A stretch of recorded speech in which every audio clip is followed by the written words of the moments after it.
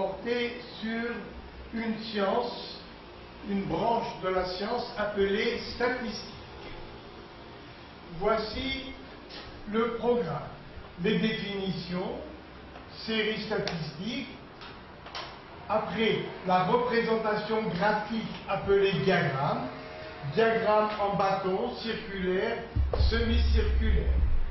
Ensuite, valeur moyenne du caractère X, la fréquence, fréquence en pourcentage, le mode et l'étendue.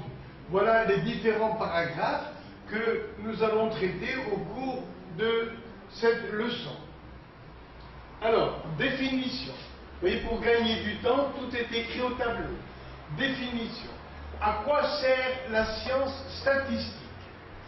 La statistique est la science qui s'intéresse à un ensemble de personnes, d'animaux, d'objets. Les éléments de ces ensembles s'appellent des individus.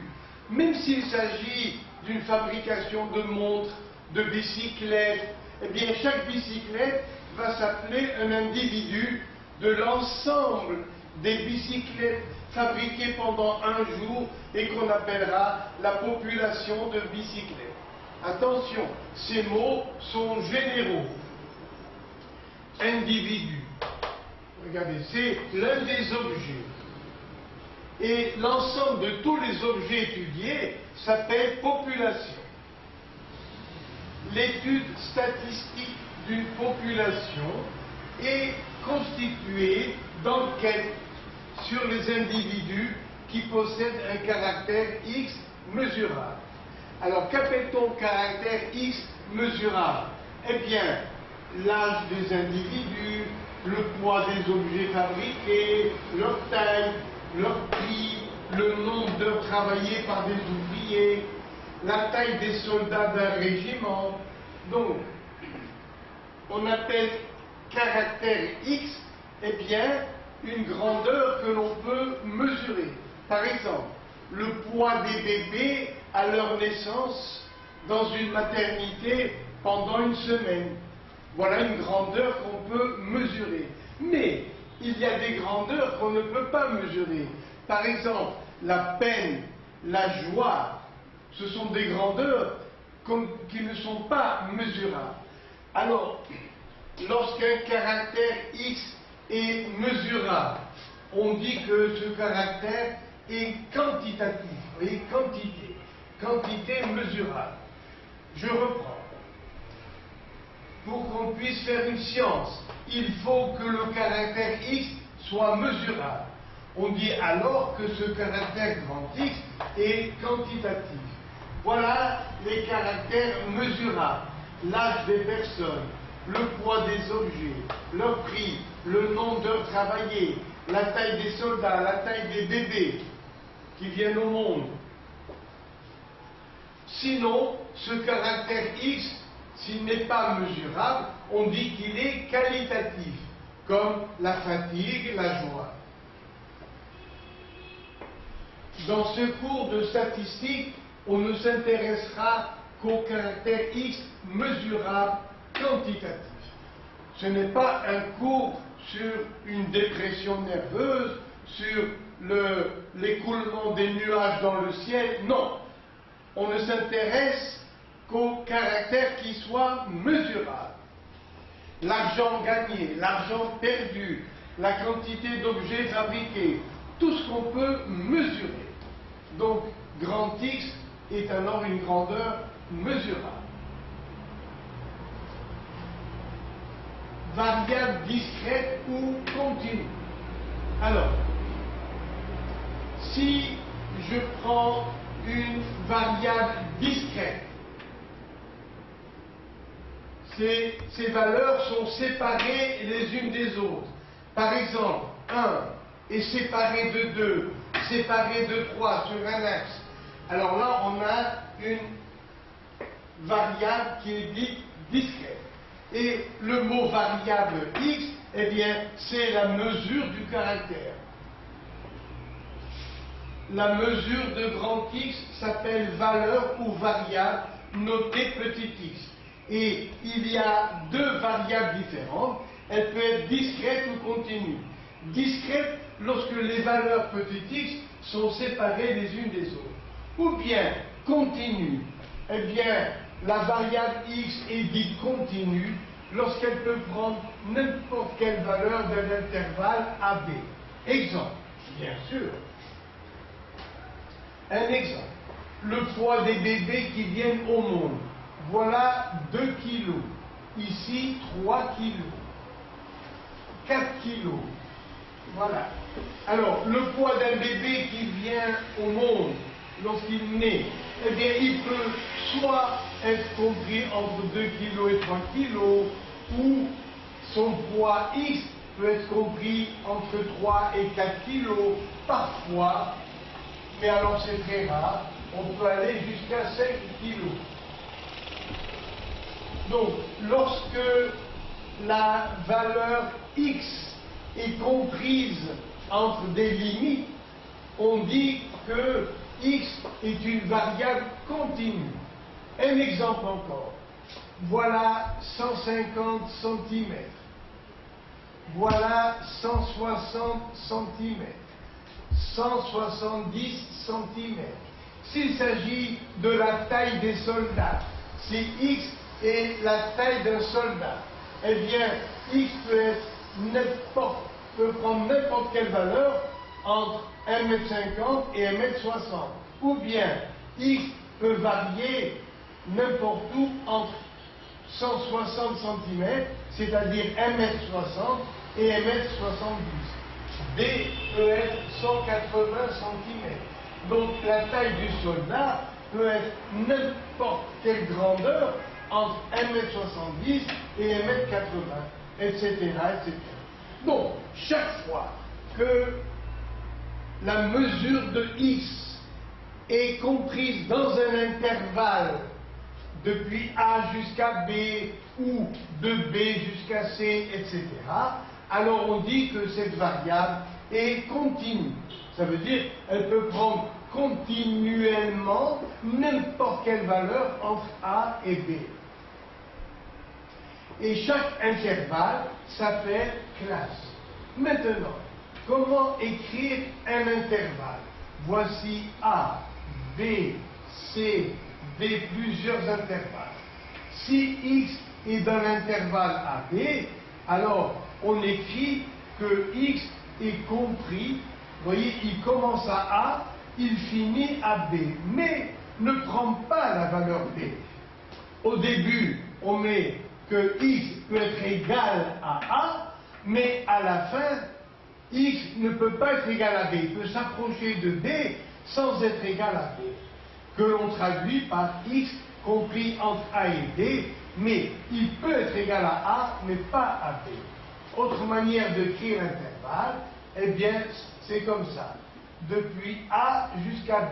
Regardez, le crochet contient A. Ça veut dire que X peut être égal à A. Mais, ici, le crochet est tourné de l'autre côté. Donc, la valeur de X ne peut pas être égale à B. Donc, voilà comment on écrit l'intervalle. Donc, X est dans l'intervalle AB, comme ça ou comme ça. Et on écrira X appartient à l'intervalle AB. Valeur moyenne de X. Alors, prenons l'exemple. Supposons que la variable X représente la note à un examen scolaire subi par un groupe de, par exemple, grand N égale 10 élèves, et chaque élève est désigné par une lettre de l'alphabet. Alors, voici l'élève. A, B, 1. L'élève, vous voyez, va s'appeler A ou B, ou C, ou D. À chaque élève, on donne une lettre de l'alphabet. Voilà donc les 10 élèves. Quelle est la note qu'ils ont eue? Eh bien, un exemple. A a eu 8, B a eu 7 à son examen, C a eu 12, D a eu 15, E a eu 12, F a eu 13, G a eu 7 à l'examen, H a eu 7, I a eu 8 et J a eu 11. Et ces différentes notes représentent le caractère X, la variable mesurée par la variable X. Donc, ce 8, on va l'appeler X1. Ce 7, on l'appelle X2. Ce 12, on l'appelle X3. 15, on l'appelle X4, etc., etc. Alors, quelle est la moyenne des notes X de ce groupe? Eh bien, on va ajouter toutes les notes et diviser par 10. Voilà, je l'ai déjà fait tout à l'heure. On trouve comme total 100 divisé par 10. Donc, la moyenne des notes de ce groupe est égale à 10. Mais, vous voyez qu'il y a du temps qui a été perdu. Pourquoi? Parce qu'on a écrit 7, encore 7, encore 7, on a écrit 8, encore 8, 12, encore 12, on a perdu du temps. Alors maintenant, on va faire un tableau résumé. Regardez, quelles sont les notes qu'ont eu ces élèves? 7, 8, 11, 12, 13, 15. Combien d'élèves ont eu 7? 1, 2, 3. Alors, on va marquer l'effectif partiel. L'effectif, c'est le nombre, veut dire le nombre. Partiel, ça veut dire en partie. Il y a eu en partie 3 élèves qui ont eu 7. Après, la note 8. 1, 2. 2 élèves ont eu 8. Un élève a eu 11. 2 élèves ont eu 12. Les voilà. 12 et 12. Un élève a eu 13. Un élève a eu 15. Donc vous voyez, on a résumé l'enquête, on a résumé le travail en mettant pour chacune des notes obtenues l'effectif en partie, qu'on appelle effectif partiel.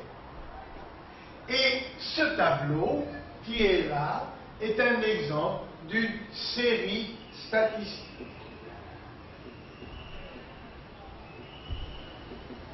Donc, on appelle série statistique un tableau dans lequel sont mentionnées les valeurs du caractère X ainsi que l'effectif partiel, leur effectif partiel.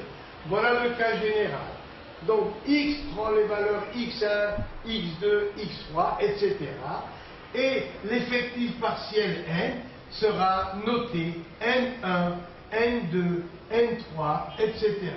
Et c'est ce tableau qui est appelé série statistique. Alors, comment calculer la moyenne? Eh bien, au lieu de dire 7 plus 7 plus 7, on va dire moyenne des valeurs de X qui se marque avec un petit trait. C'est 3 fois le 7, plus 2 fois le 8, plus une fois la note 11, plus 2 fois le 12, plus une fois 13, plus une fois 15, et le tout divisé par le nombre total d'élèves. Le nombre total d'élèves, dans le cas général, s'appelle l'effectif total. Donc, grand N égale N1 plus N2, etc., s'appelle l'effectif total. Chaque petit n s'appelle effectif partiel. Voilà le début de la leçon, le temps d'effacer, et je suis à vous.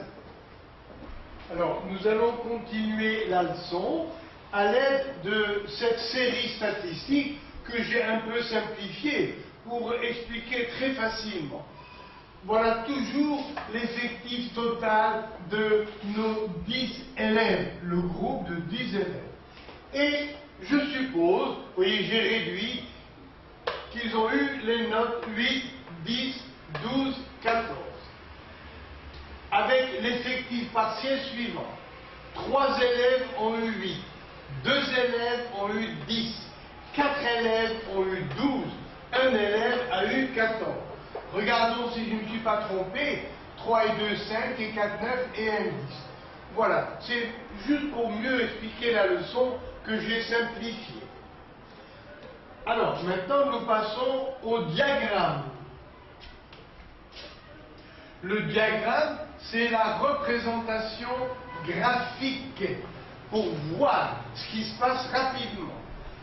Alors là, nous mettons la note obtenue, X, c'est la note obtenue. Et en ordonnée, on met toujours l'effectif, toujours. Dans tout le chapitre des statistiques, les effectifs sont toujours classés en ordonnée et les valeurs de la variable X en abscisse. Alors, quelles sont ces notes?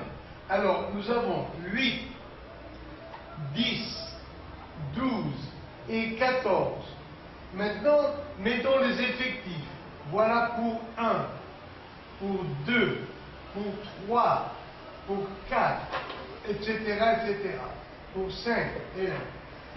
Alors, la note 8 a eu comme effectif partiel 3. Donc, je vais mettre ici 3. Ce diagramme s'appelle diagramme en bâton.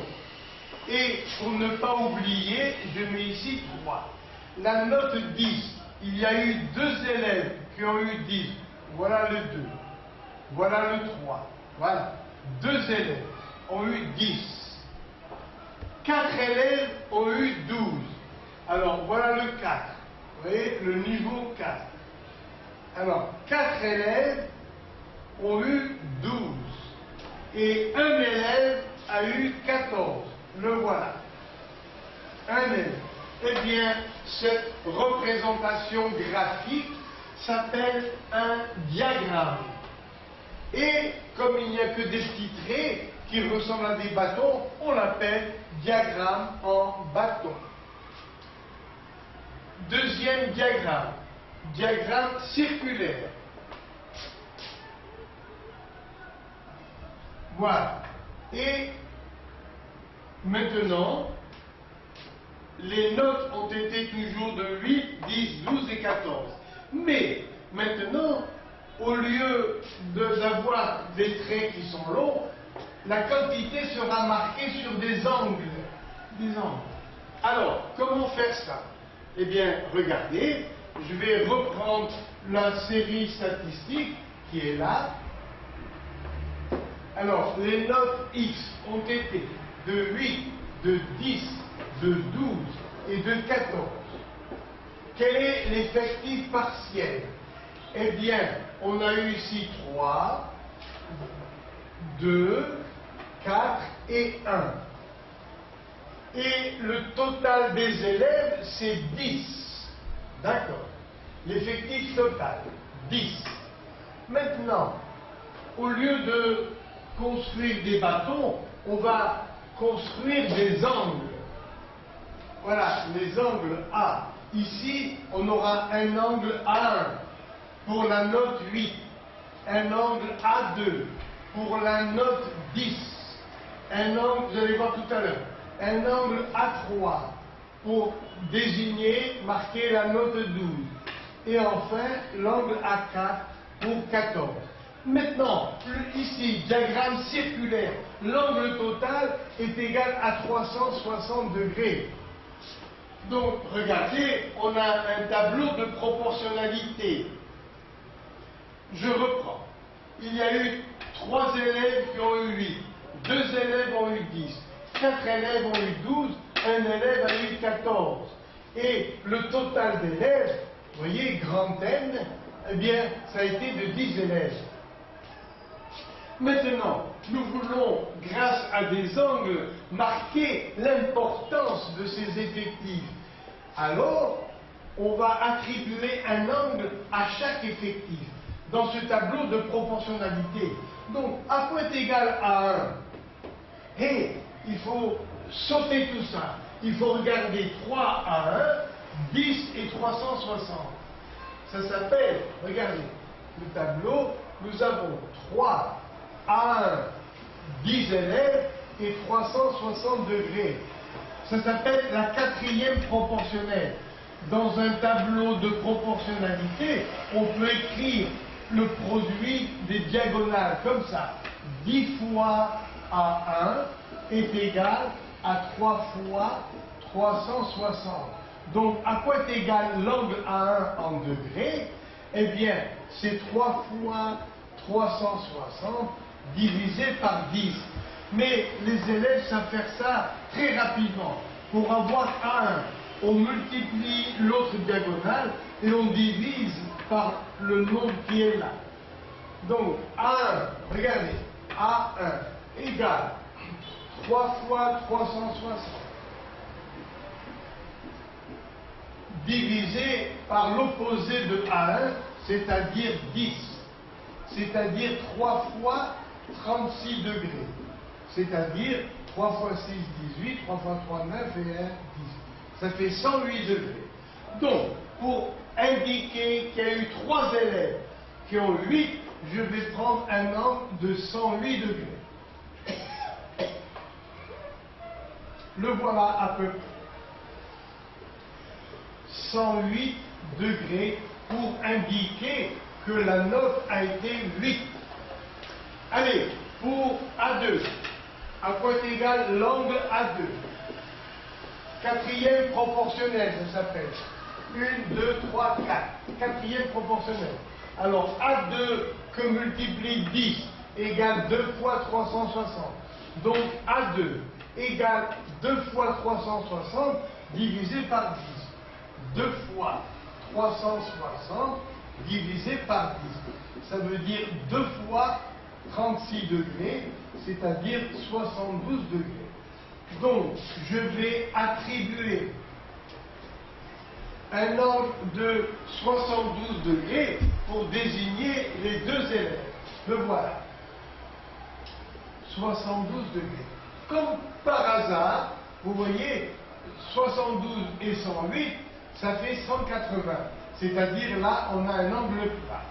Et les élèves marqués ici ont eu 10. Donc là, vous voyez, l'ouverture de l'angle nous donne l'effectif qui ont eu 8 ou 10. Après, A3. À quoi est égal l'angle A3 mesuré en degrés? Eh bien, ça fait 4 fois 360 divisé par 10. 4 fois 360 divisé par 10. Ça fait 4 fois 36. 72 et 72, ça fait 144. Donc, il me faut un angle de 144 degrés. Voilà, à peu près ça. 144 degrés. Pour indiquer qu'il y a eu 4 élèves qui ont eu la note 12. Donc, ici, vous voyez, il y en a pour 3 élèves. Voilà. Là, il y a eu 2 élèves. Ici, il y a eu 4 élèves. Et enfin, bien sûr, le dernier angle, ça fait, regardez, A4 égale 1 fois 360 sur 10, c'est-à-dire 36 degrés. Donc là, il va rester 36 degrés pour dire qu'il y a eu un seul élève. Donc, l'effectif ayant tel ou tel caractère est mesuré non pas avec la longueur du bâton, mais avec l'ouverture de l'angle. Maintenant, diagramme semi-circulaire. Le mot semi veut dire à moitié. Donc, semi-circulaire, le voilà, on prend la moitié du cercle. Et c'est le même travail, mais au lieu de prendre l'angle de 360 degrés, on ne prend que l'angle de 180 degrés pour, vous voyez, marquer toutes les mesures, toutes les valeurs. Alors, quel est mon tableau de proportionnalité? Ça fait X, la note, a été de 8, de 10, de 12, de 14. Voilà. Et l'effectif partiel, c'est 3, 2, 4 et 1. L'effectif total, c'est 10. Et maintenant, quels sont les angles qu'on va attribuer. Attention, maintenant, l'angle total, c'est 180 degrés. Donc, on aura ici A1, A2, A3, A4. Faisons les calculs. À quoi est égal A1? C'est la quatrième proportionnelle. C'est un tableau de proportionnalité. Alors, A1 égale 3 fois 180 divisé par 10. C'est-à-dire 54 degrés. Allez, A2 égale 2 fois 180 divisé par 2. Alors, 2 fois divisé par 10, pardon.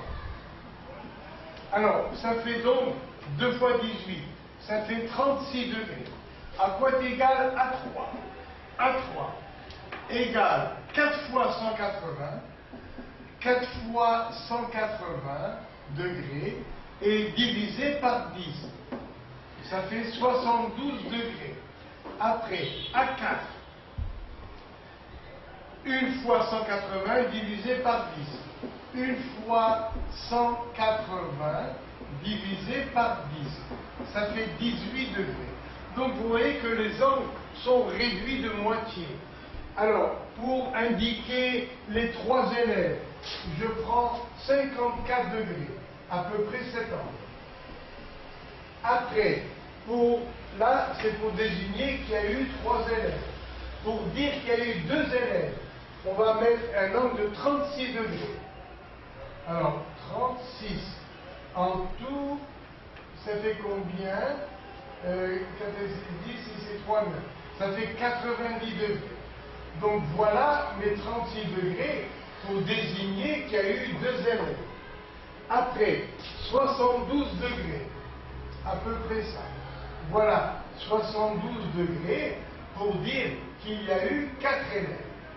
Et enfin, il va rester 18 degrés. Voilà, 18 degrés pour dire qu'il y a eu un élève. Donc, diagramme circulaire jusqu'à 360 degrés. Diagramme à moitié circulaire. On dit semi-circulaire. On divise tout par 2. C'est-à-dire 104, 36, 72 et 18 degrés. Voilà donc pour les diagrammes. Nous avons vu donc diagramme en bâton. Après, diagramme circulaire. On marque les angles, on fait le tableau de proportionnalité. S'il est circulaire, ça va jusqu'à 360 degrés. S'il est semi-circulaire, eh bien il va aller jusqu'à 180 degrés. Et comment trouver chacun des angles? Grâce à la quatrième proportionnelle. A1 égale 3 fois 180 sur 10. A2, 2 fois 180 sur 10. A3, 4 fois 180 divisé par 10. Et A4 égale 1 fois 180 divisé par 10. Lorsqu'il est circulaire, eh bien on marque 360 degrés. Semi-circulaire, 180 degrés. Voilà, je suis obligé d'effacer pour continuer. Alors, continuons notre programme. Valeur moyenne du caractère X. Nous l'avons vu en début de cours. Maintenant, la fréquence. Eh bien, le mot fréquence veut dire apparaît souvent. La fréquence, c'est le nombre de fois que apparaît un certain spectacle ou bien une certaine valeur. Alors, ici, la note 8 est apparue 3 fois. Pour combien de fois en tout? Il y a eu 10 notes, 10. Pour les 10 élèves. Donc, la note 8 est apparue 3 fois parmi les 10. Alors, la fréquence s'appelle F égale F1 3 fois parmi les 10 notes. La note 10 est apparue 2 fois sur les 10. Donc sa fréquence, c'est 2 fois par 1010. Allez, la note 12 a eu pour fréquence 4 fois par 1010, 4 fois sur 10. Et enfin, la note 14 est apparue une fois sur les 10. Voilà. Donc, qu'appelle-t-on fréquence F? Eh bien, c'est le rapport petit n sur grand N. Ça, c'est grand N. Ça, c'est N1, N2, N3, N4. Donc, la fréquence, c'est petit n sur grand N. Ici, regardez, ça fait N1 sur N. Là, N2 sur N. Ici, N3 sur N. Et là, N4 sur N. Donc, on appelle fréquence le rapport entre l'effectif partiel et l'effectif total. Petit n sur grand N. Et maintenant, la fréquence, mais en pourcentage. Alors, la fréquence en pourcentage, eh bien, 3 fois sur 10. Combien ça fait sur 100 en pourcentage? Ça veut dire sur 100. On multiplie par 10 les deux. Ça fait 30% qu'on écrit comme ça. 30%. Après, 2 sur 10, ça fait 20%. 20 sur 100, qu'on écrit 20 comme ça. 20%. Après, 4 fois sur 10, ça fait combien de pourcents? Ça fait 40%. Et ici, une fois sur 10, ça fait 10%. Donc voilà la fréquence en pourcentage. Donc comment la trouver? Regardez, par exemple, il y a eu 3 fois la note parmi 10. Et combien ça fait sur 100? Alors on écrit F%. 3 fois sur 10, ça nous fait 30%. 30 fois. Donc ici, la fréquence 3 sur 10, la fréquence 3 sur 10, c'est 0,3. Et la fréquence en pourcentage, ça fait 30%. Regardez, 0,3, c'est comme 0,30.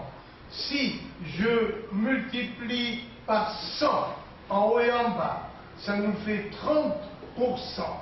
Donc, le nombre 30, on l'obtient en multipliant la fréquence par 100. Donc, la fréquence en pourcentage est égale à 100 fois la fréquence, c'est-à-dire 100 fois petit n sur grand N. Et ça nous donne la fréquence en pourcentage.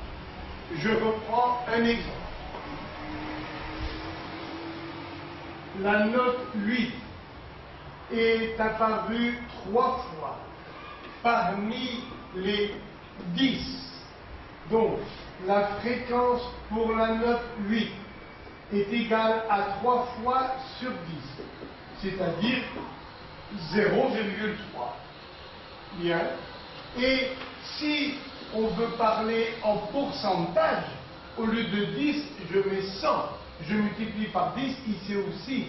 Et je pourrais dire 30%. En effet, 0,3, c'est aussi 0,30. 0,30 sur 1. Combien ça fait pour 100?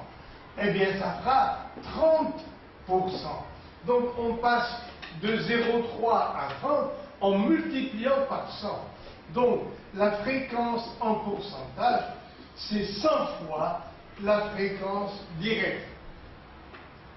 3 sur 10, 100 fois la fréquence. Donc, la fréquence en pourcentage, c'est 100 fois petit n sur grand N. Et voilà terminé ce paragraphe. Qu'appelle-t-on mode? Attention, ce n'est pas la mode, c'est le mode.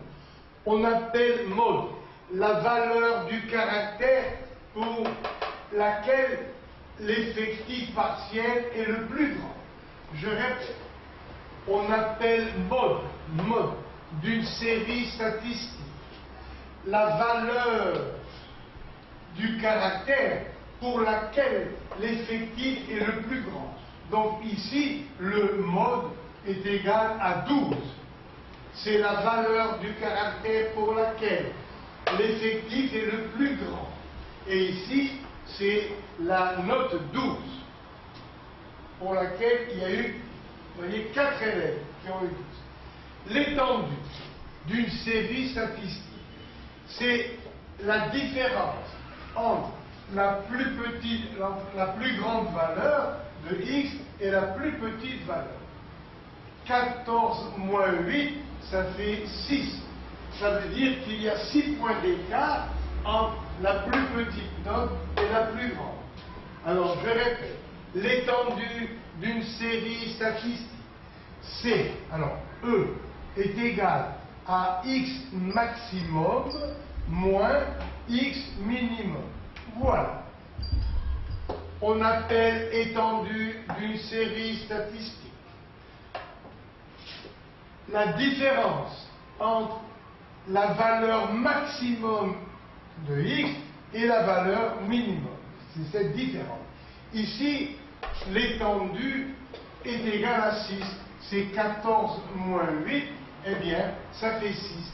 Ça veut dire qu'il y a 6 points d'écart depuis la plus petite valeur jusqu'à la plus grande valeur de x. Et la leçon est entièrement terminée. Je vous remercie et je vous dis à la prochaine séance. Merci.